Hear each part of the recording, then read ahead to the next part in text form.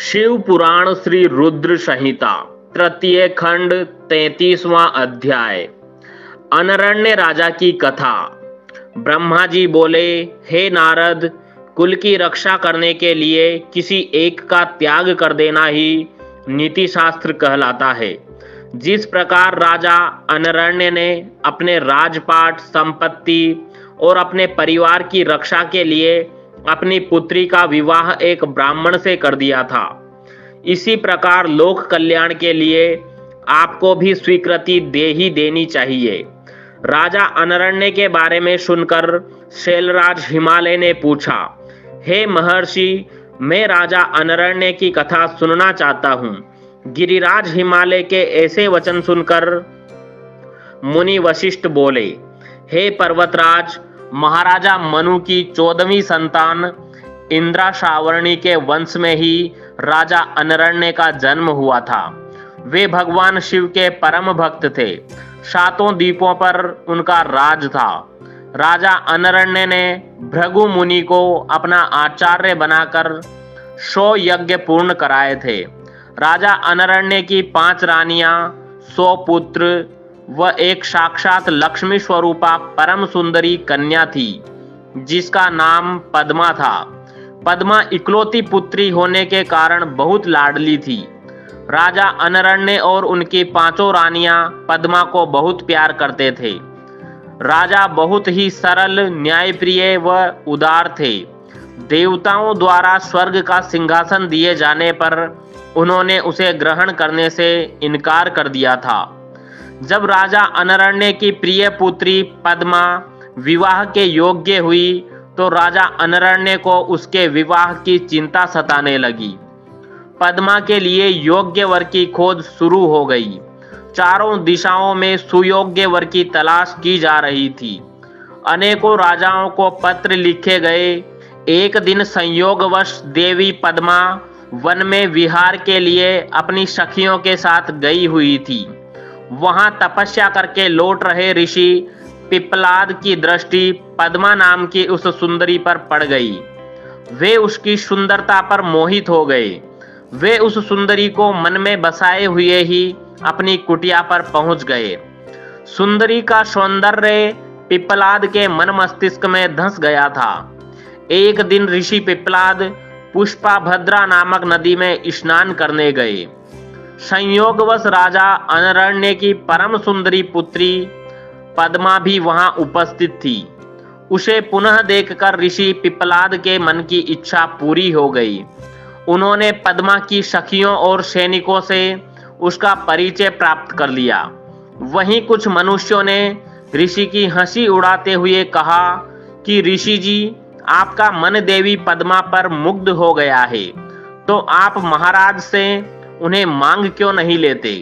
इस प्रकार के वचन सुनकर पिप्पलाद लज्जित तो हुए, परंतु उनके दिल में सुंदरी पद्मा को पाने की इच्छा कम न होकर और बलवती हो गई। स्नान, नित्य कर्म और सेवा पूजन आदि से निवृत्त होकर मुनि पिप्पलाद राजा अनरण्य की सभा में चले गए। अपने दरबार में मुनि को पधारा देखकर राजा अनरण्य ने चरण छूकर उनका अभिवादन किया तथा विधिवत पूजन करने के पश्चात उन्हें आसन पर बैठाया तथा पूछा कि मैं आपकी क्या सेवा कर सकता हूँ। इस पर ऋषि पिप्पलाद बोले, राजा, आप अपनी कन्या पद्मा को मुझे सौंप दीजिए। यह सुनकर राजा चुप हो गए। इस पर पिप्पलाद मुनि कहने लगे कि राजा, यदि शीघ्र ही तुमने अपनी कन्या मुझे नहीं दी तो मैं क्षण भर में ही तुम्हें और तुम्हारे कुल को भस्म कर दूंगा। यह बात सुनकर राजा, उनकी रानियां, नौकर चाकर, दासियां सभी रोने लगे। राजा अनरण्य यह सोच अत्यंत व्याकुल हो उठे कि कैसे वे अपनी फूलों से भी कोमल पुत्री का हाथ एक बूढ़े ऋषि को दें। राजा इसी चिंता में डूबे हुए थे कि वे क्या करें कि तभी वहां उनके पुरोहित और राजगुरु आ पहुंचे। राजा ने सारा वृतांत उन्हें सुनाया। इस पर राजगुरु बोले कि राजन, आपको अपनी कन्या का विवाह किसी से तो करना ही है, तो क्यों न उसका विवाह ऋषि पिप्पलाद से ही कर दिया जाए। इससे आपके कुल की भी रक्षा हो जाएगी। यह ब्राह्मण इस कुल का विनाश कर दे, इससे तो अच्छा है कि पद्मा का विवाह इन्हीं से हो जाए।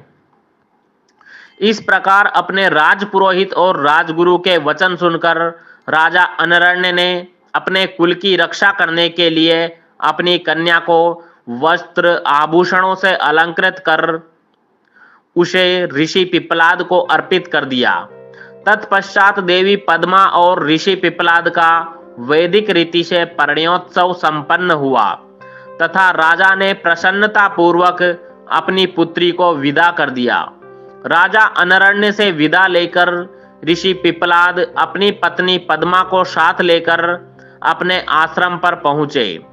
इस शोक में कि हमने अपनी पुत्री को एक वनवासी बूढ़े को सौंप दिया है, राजा अनरण्य राजपाट छोड़कर वन में चले गए। अपने पति और पुत्री की याद में रो रो कर रानी ने अपने प्राण त्याग दिए। उनके घर परिवार में चारों ओर दुख ही दुख था। राजा अनरण्य ने शिव कृपा से शिवलोक को प्राप्त किया। तत्पश्चात उनके पुत्र कीर्तिमान ने राज्य किया और उनके कुल का नाम चारों ओर फैला। इसलिए हे हिमालय राज, आप अपनी पुत्री को भगवान शिव को अर्पण करके अपने राज्य, कुल और धन की रक्षा करके सभी देवताओं को अपने अधीन कर लीजिए। यह अध्याय यहीं समाप्त होता है। अगला अध्याय सुनने के लिए हमारे चैनल को सब्सक्राइब करना ना भूलें। धन्यवाद। ओम नमः शिवाय।